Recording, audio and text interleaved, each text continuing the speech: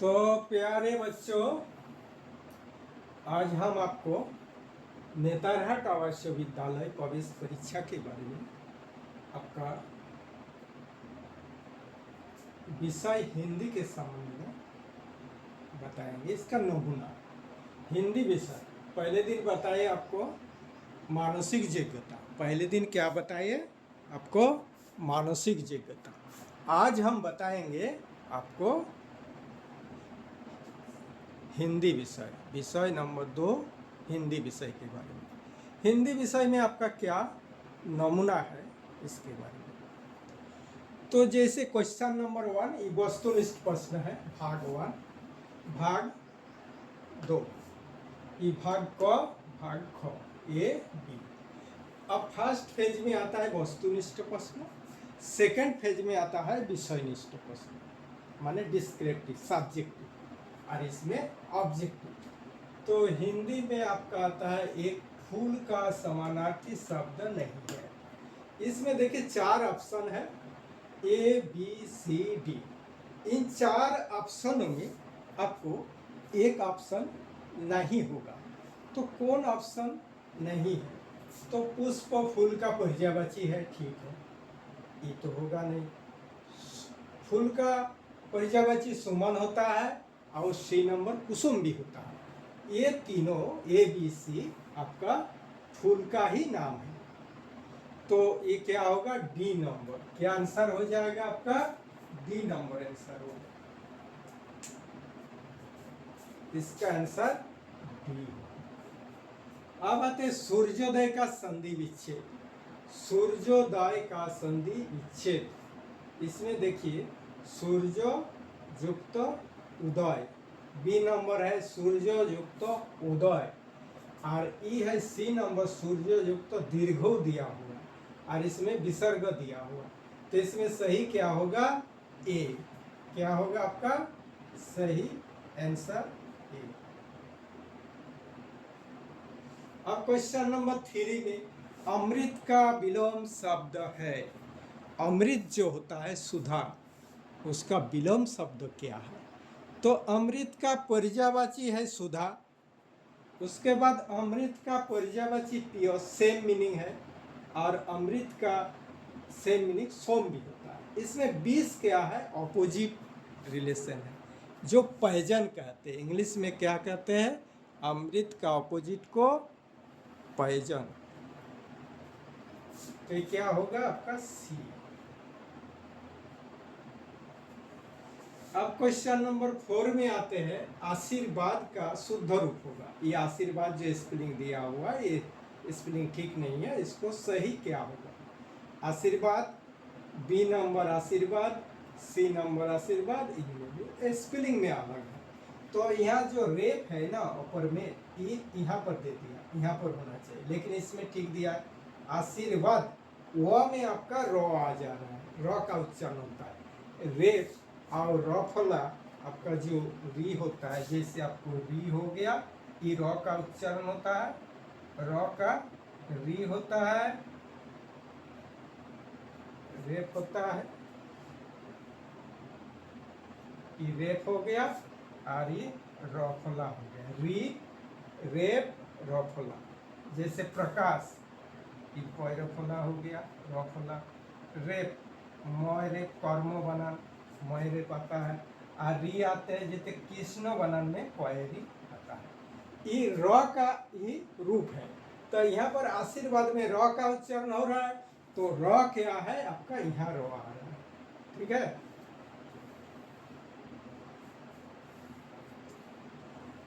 अब आते question number 5 में, आम खाता है, वाक्य में आम शब्द है। तो इसमें क्या है आपका? कारक बता रहा है। कारक 8 प्रकार के होते हैं, कर्ता कर्म क्रिया। इसे इस तरह से आपको यहाँ पर 4 ऑप्शन दिया हुआ कि आम जो है वाक्यों में आम शब्द क्या, किस लिए प्रयुक्त किया गया। तो ए नंबर है कर्ता, बी नंबर क्रिया, सी नंबर कर्म, डी नंबर इनमें कोई नहीं। तो क्या होगा? इसका आंसर क्रिया होगा। क्या होगा आंसर? इसमें आपका बी नंबर आंसर हो रहा, इसमें भी बी नंबर आंसर। क्रिया संबंध में आ रहा है आम। आम नहीं रहेगा तो क्या क्रिया करेगा? वह जो व्यक्ति है आपका सर्वनाम, वह क्या है? सर्वनाम। ये जो सर्वनाम रिलेटेड किससे है? आम। अगर आम नहीं रहेगा, आम खाता है तो क्या खाता है? आम। तो क्रिया, कर्म क्या है? खाता है। कर्ता क्या है? वह। ठीक है, वह क्या है? कर्ता है। खाता क्या है? कर्म है। आम क्या है? क्रिया है। अब आते हैं आपका भाग ख में। भाग ख में क्या होगा? आपका विषय निष्ठ, जिसको सब्जेक्टिव क्वेश्चन कहते हैं। क्या कहते हैं? Subjective question. सब्जेक्ट में आपका थोड़ा बड़ा करके लिखना है। जैसे आपका 3 में ए गो करना है, ABC। होली के बारे में निम्नलिखित में से किसी एक विषय पर निबंध लिखिए, जिसको ऐसे कहते हैं। होली, बी नंबर प्रदूषण, सी नंबर महत्व। अब आपको जो आसान लगे, जो आपको बढ़िया जानकारी हो, उसके बारे में लिखना है, न कि तीनों को लिखना नहीं। एक को 3 को लिखिए या एक को लिखिए, आपका नंबर मार्क्स वही मिलेगा। इसीलिए आपको एक को चयन करना है। तो आपका जैसे अभी आपका जो प्रदूषण है, इसके बारे में लिखने से अच्छा होगा, क्योंकि प्रदूषण संबंधी अभी सबसे हाईएस्ट आपका प्रॉब्लम है। सबसे ज़्यादा प्रॉब्लम क्या है? प्रदूषण, जिसको इंग्लिश में क्या कहते हैं? पोल्यूशन। तो इसके बारे में लिखने से आपको क्या होगा? दूसरे क्वेश्चन का भी हेल्प मिलेगा। जैसे सोशल साइंस और साइंस, विज्ञान और सामाजिक विज्ञान में भी प्रदूषण का उल्लेख प्राय जगह रहता है। तो इसमें आपको प्रदूषण लिखना है। प्रदूषण क्या होता है? दूषण, प्रयुक्त दूषण। प्रमाण प्रक्रिया, पूरा प्रक्रिया जब दूषण हो जाता है, हमारा जो एनवायरनमेंट है, प्राकृतिक आपका, तो वो जो दूषण हो जाता है, तो ये क्या कहते हैं? प्रदूषण।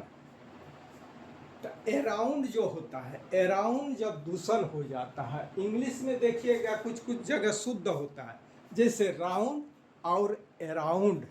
अराउंड का मतलब होता है चारों तरफ।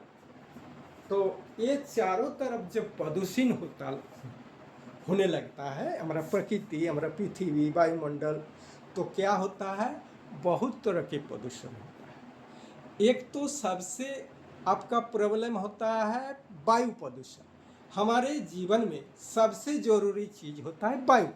अगर मान लीजिए जल प्रदूषण है, तो 2 दिन जब पानी नहीं पिएंगे तो चलेगा, लेकिन वायु हर क्षण पीना पड़ता है, हर सेकंड में। तो वायु प्रदूषण हुआ। फिर आपका आता है जल प्रदूषण। जल प्रदूषण क्या होता है? जब वायु प्रदूषण को समझिए, वायु प्रदूषण कब होता है? जब आपका वायुमंडल में आपका कार्बन का उत्सर्जन ज़्यादा होने लगता है, लिमिट से ज़्यादा होने लगता है, एक सीमा से ज़्यादा होने लगता है, तो क्या होता है? CO2 गैस बढ़ जाता है, कार्बन डाइऑक्साइड। तो कार्बन डाइऑक्साइड बढ़ने से क्या होगा? आपका वायुमंडल में जो विभिन्न तरह का गैस का, वायु का सम्मिश्रण है। वायु क्या है? एक मिश्रण है, यौगिक नहीं है, मौलिक भी नहीं है। वायु क्या है? एक मिश्रण है, जिसमें आपको ज़्यादातर भाग नाइट्रोजन रहता है। तो नाइट्रोजन कितना % रहता है?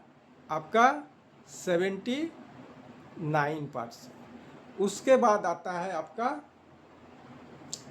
21% में आपका सब आ जाता है।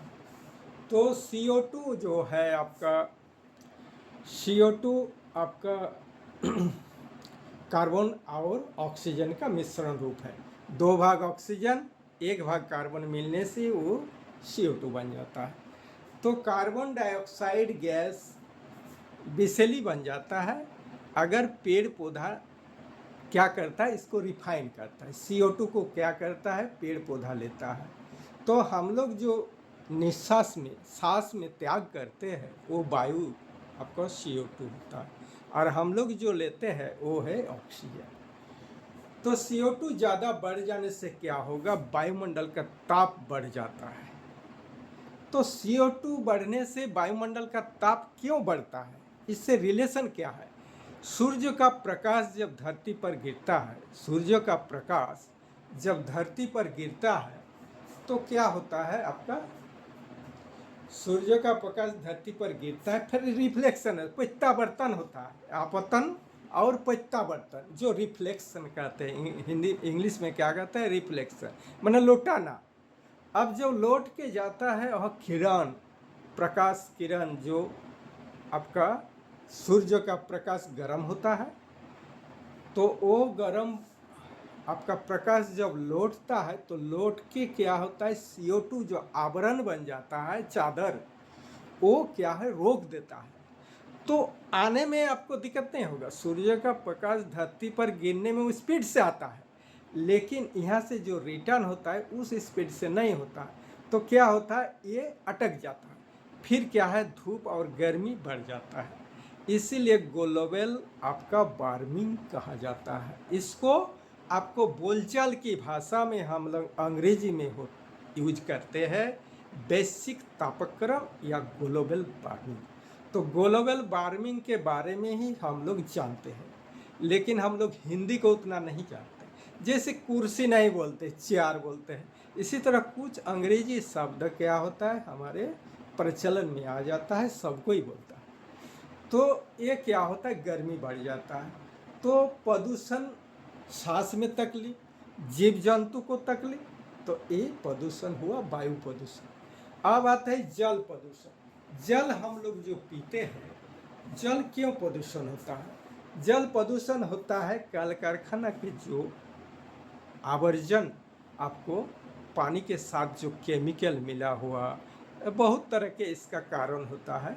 इस तरह से आपका जल प्रदूषण हो जाता है। जे जल को हम लोग जहाँ तहाँ जमा करते, छोटा जल इस पर जमा होता है, उसमें ही प्रदूषण हो जाता है, उसमें कीटाणु बन जाता है।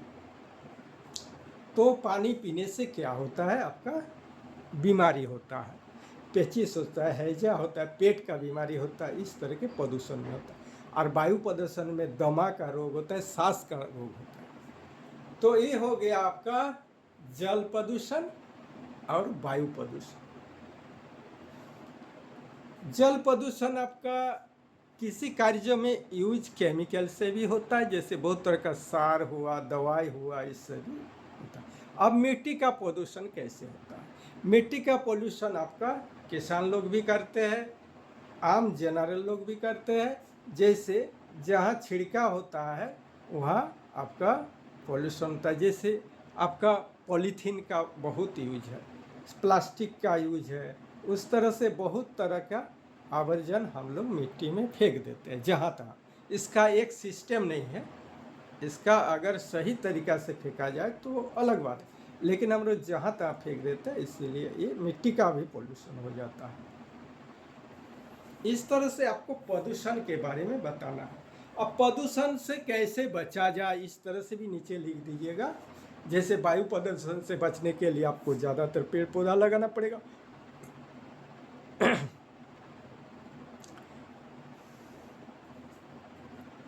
अब गद्यांश आवेदन पत्र या पत्र। आवेदन पत्र क्या होता है?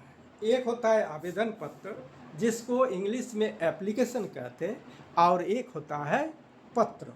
आवेदन पत्र होता है जो हम लोग आवेदन करते हैं, जो हमारा इंटीमेट रिलेशन में नहीं आता है, जो ब्लड रिलेशन में नहीं आता है, उसको क्या करते हैं, हम लोग आवेदन पत्र देते हैं। जैसे प्रधान आचार्य को, आपका कॉलेज के प्रिंसिपल को, उसके बाद आपका बैंक का मैनेजर, कोई भी अफसर हुआ, कोई भी पदाधिकारी होता है, जितने भी कार्यालय है, उस सब का हम लोग क्या कहते हैं, आवेदन पत्र देते हैं। इसको कहते हैं अंग्रेजी में एप्लीकेशन। तो आवेदन पत्र में सबसे ऊपर में क्या हम लोग लिखते हैं, सेवा में, जैसे प्रधानाचार्य को लिखेंगे तो सेवा में प्रधानाचार्य, विद्यालय का नाम, उसका एड्रेस। उसके बाद नीचे हम लोग क्या लिख देते हैं, विषय। विषय क्यों लिखते हैं न, विषय पढ़कर ही समझ जाएगा कि आवेदन पत्र में क्या है। तो जैसे संविधान का आपका आत्मा किसे कहते हैं, उसका जो पहले प्रवेश दिया जाता है, उसका जो परिचय दिया जाता है कि संविधान क्या होता है। हमारा भारत का संविधान का आत्मा किसे कहते हैं, उसका जो इंट्रोडक्शन दिया हुआ है वही। तो इसमें आवेदन पत्र में क्या देना है, विषय। विषय लिखने के बाद विषय लिख के डैश देकर विषय लिखना है। जैसे छुट्टी के लिए आवेदन पत्र, उसके बाद आपका कोई दूसरा संबंध में हो, अब नीचे लिखना है महाशय, उसके बाएं कोना में लिखना है महाशय। महाशय के बाद कोमा देना है एक, तो उसके बाद नीचे लिखना है सेवा में सभी ने निवेदन यह है कि मैं आपके विद्यालय में विद्यार्थी हूँ, इस तरह से लिखना। और आपका लास्ट में फिनिशिंग देना है, लास्ट में आपका आज्ञाकारी। इसमें क्या है, शिक्षक और जो पढ़ाने होता है, जो सम्मानीय होता है, उसको क्या कहते हैं, आज्ञाकारी देते हैं।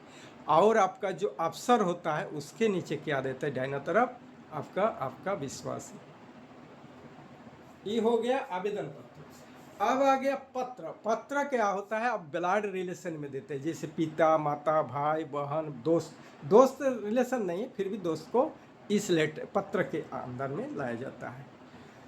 तो इसमें लिखते हैं, मेरा सबसे पहले हेडिंग में लिखते हैं मेरा पूज्य पिताजी, माँ को लिखेंगे तो पूज्य माता जी। इसी तरह भाई को मेरा प्यारा भाई, मेरा प्यारा बहन, मेरा प्यारा दोस्त, इस तरह से लिखते हैं। उसके बाद इसका कोई भी उतना ई नहीं है, आप लिख सकते हैं। आपका पत्र मिलकर बहुत खुशी हुई, इस तरह से आपको लिखना है।